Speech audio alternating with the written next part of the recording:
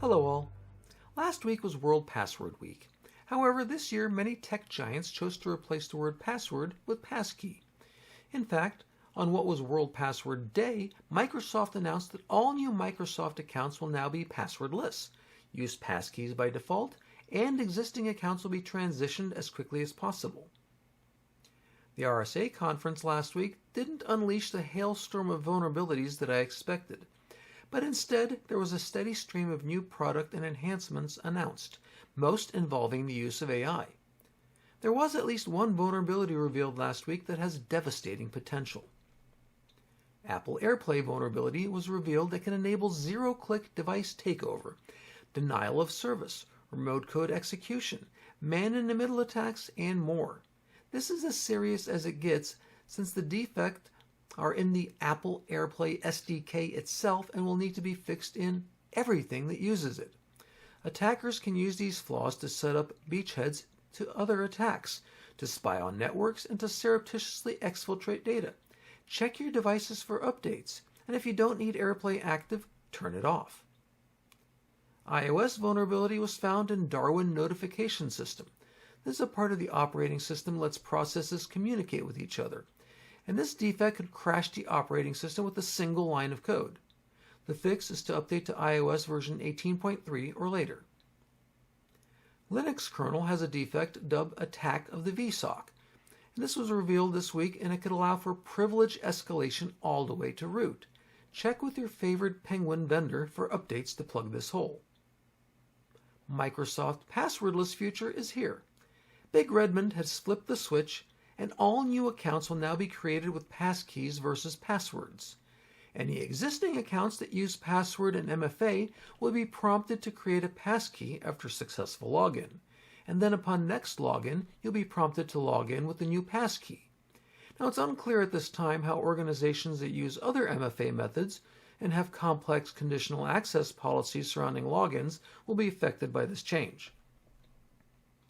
Microsoft Windows RDP caches passwords indefinitely.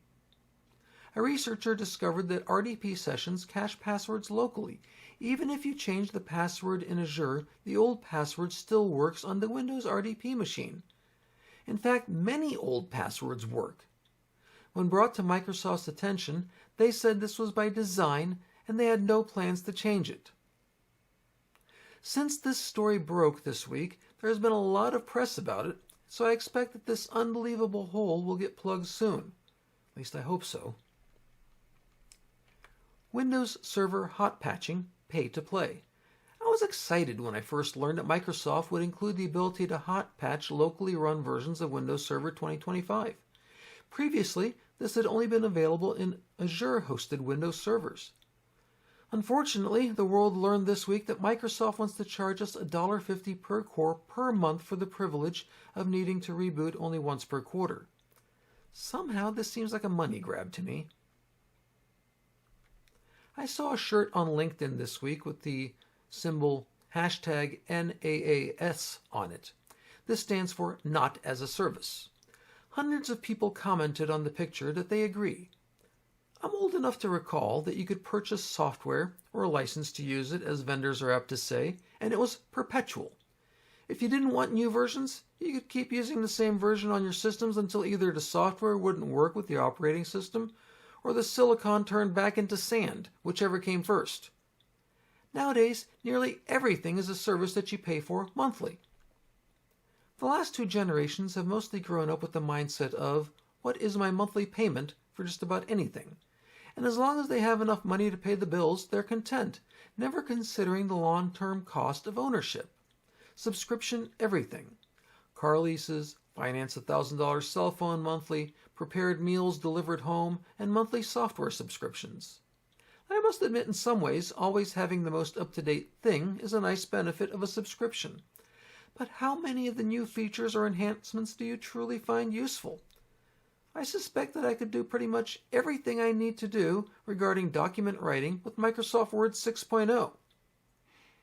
But maybe my Luddite ways need to ease up a bit, because purely from a security mindset, subscription services for software have been a godsend in that holes are continually plugged and threat actors have a significantly harder time doing their evil work.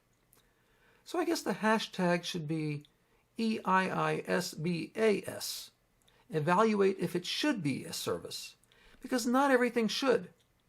Still, Microsoft's recent announcement of hot patching of security updates that will require a subscription seems downright wrong, like a money grab. Alas, based on our what's our monthly payment culture, I expect that enough organizations will sign up for this new revenue stream and it's going to become standard. In the meanwhile, keep the shields up.